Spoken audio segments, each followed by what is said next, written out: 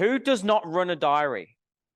Who's getting it with it every single day, right, non-stop? You need to have an ability to go, brilliant. So I can take something and I can very quickly process and go, urgent, essential, is it a non-negotiable? Where does that fit? So we have to diarize it. And then the final one, I think I've got 4 stages. Is there 5? 4. I have a bonus one. Why not? Why not? For nothing. Won't even charge you for it. Eat the frog. Eat that frog. What does that mean? Do the most disgusting thing first. What don't you like doing? They're all micro decisions. And all that thinking time is just wasting your day. Do you know the easiest way to figure out what they're thinking? Pick up that bloody flown. Pick up that flown. All right.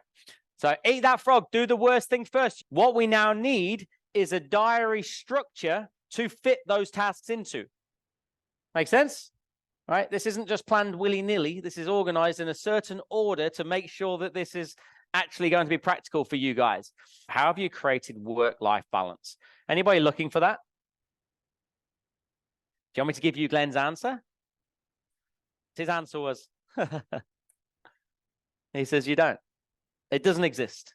He broke it down on a napkin for me. He drew it out. He goes, this is how I run my day as a CEO. Now, take the titles, take the times, take the percentages, take everything with a pinch of salt, right? You don't need to replicate this. I don't care what your daily structure looks like as long as you have a daily structure. That is what matters. That's okay. Momentum over perfection, right? This is about trying to create a perfect life or a perfect diary, not actually living one, right? That's not going to work. Mine doesn't go to plan day in, day out, right? 30%, 10%. Does that equal 100%? I hope so. All right. So this, I've not even created this. It's just what Glenn gave me, right? He said he spends 30% of his time doing his job. He said, Ryan, you should spend 30% of your time doing your job. My genius is not running a $100 a year business. My genius is coaching. My genius is bringing a team up, people that don't believe they can sell.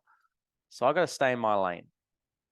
So first one, 15 hours doing my job, right? Figure out where do you want it to go in the week? What days do you want to do those tasks? I also had, no, I'll pause that for a second. The second one, second 30%, biz dev. Working on, not in. Priority. My absolute non-negotiables. The easy way to look at that is you're going to share your A tasks. A stands for? There we go. Slow wait. What is your metric for success daily? What is your biggest challenge today? And who can help you with it? What are you struggling with? I have strategy time in my diary every single day. It doesn't matter what it looks like. What matters is that you have one. If you're a salesperson, if you're an employee in a role, that can be prospecting. That can be follow-up. That can be socials. That can be training. And that can be variable. See what I'm doing? Because what if somebody's never available that I'm trying to get hold of in the morning, ever? And all my prospecting time is just 9 till 11. I'm never getting hold of that person.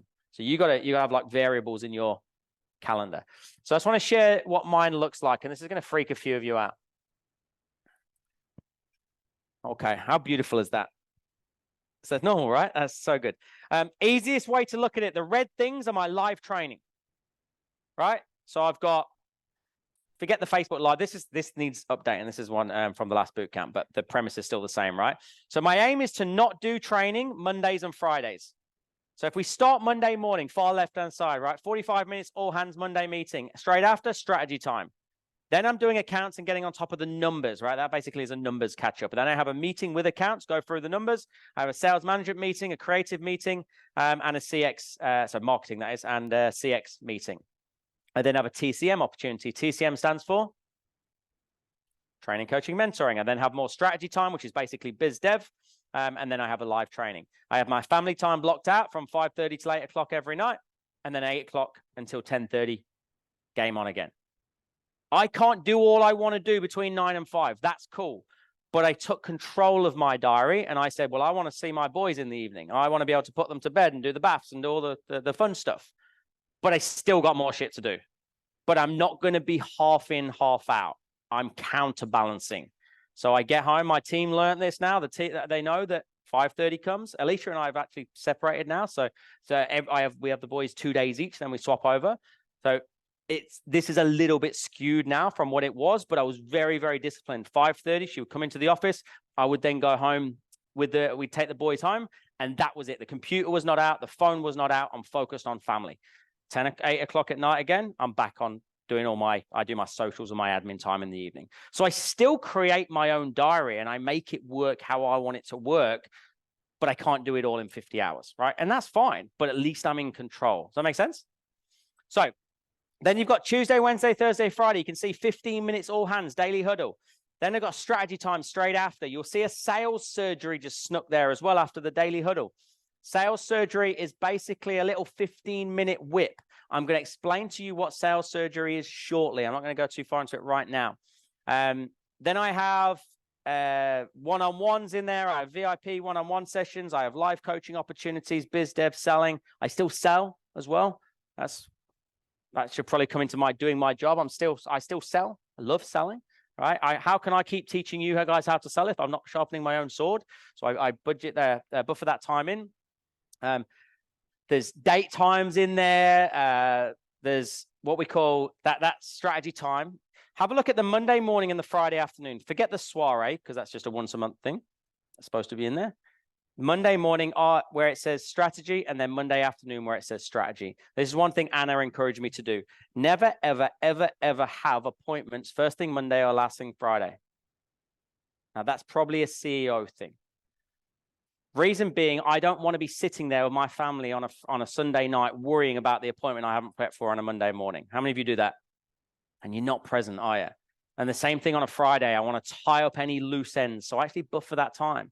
Now, it actually took me about 8 months after that conversation with Glenn until I got control of my diary. Now, that was a few years ago now, and my diary is pretty tight. Write this down for me. Ruthlessly protect your time. Ruthlessly protect your time, your diary. It's the only thing you can't get back.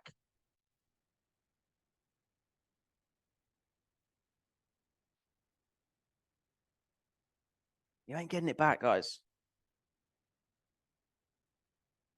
Go away next week when you make time and figure out, what am I doing with my day?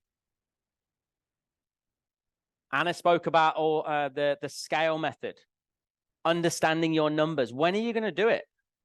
For me, Monday morning. Monday morning is numbers time. I know exactly when I'm going to do it. I want to work on the business. I've got this AI ambition.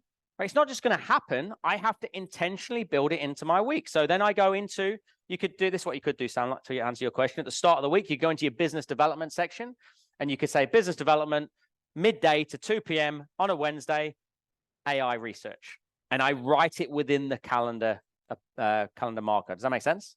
So within each calendar appointment, I then write down what are the tasks. Now, what happens a lot, let's say, for instance, I've got, you see on the slide there where it says Jade and Ryan on the Tuesday. Imagine if Jade didn't turn up, or she canceled on me last minute. I've now got an hour back. What do? No. I have what's called B tasks. When somebody cancels on you, that is an absolute gift. Thank you so much, because we ruthlessly protect our time. It is the only thing you can't get back. So when somebody gives it you back, thank you so much. They didn't answer. They didn't show up. I love it when somebody cancels, because now I can get to my B tasks. My B tasks are the things that I've wanted to work on for so long, but I just never have time. The danger is we default to our essential tasks. But if you've run your diary correctly, my essential tasks will be around Jade, because I'm expecting Jade to sit the appointment. Does that make sense? So now if somebody gives it you back, you plug in something else that you've been wanting to do for a long time. And obviously, we don't necessarily want people to cancel, but if that does happen, I see it as a bit of a gift. All right. Any questions on that? Bit regimented. but bloody productive.